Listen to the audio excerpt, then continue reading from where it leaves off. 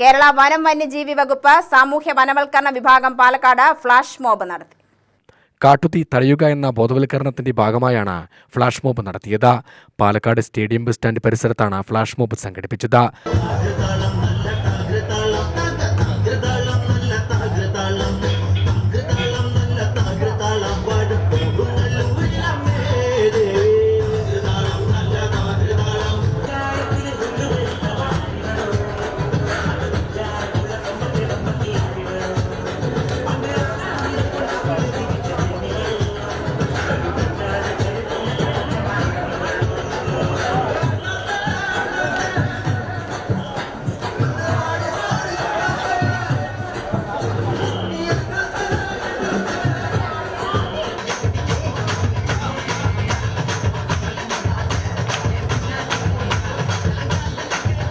Dhoni lead കോളേജിലെ management, വിദ്യാർത്ഥികൾ എന്നിവരുടെ സഹകരണത്തോടെയായിരുന്നു ഫ്ലാഷ് മോബ് നടത്തിയത്. ഫ്ലാഷ് മോബിന്റെ ഉദ്ദേശ ലക്ഷ്യത്തെക്കുറിച്ച് വനം deputy range officer Bharath Kumar വിശദീകരിച്ചു.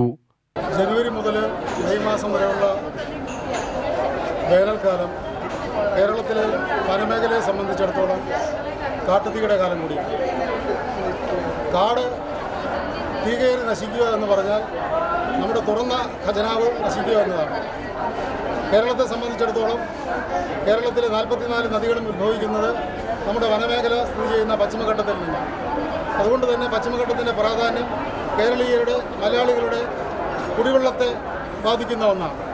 അതുകൊണ്ട് കാട്ടിൽ തീ കയറാതെ, കാട്ടുതീ ഉണ്ടാകാതെ സംരക്ഷിക്കേണ്ടത് നമ്മുടെ ഉത്തരവാദിത്തമാണ്.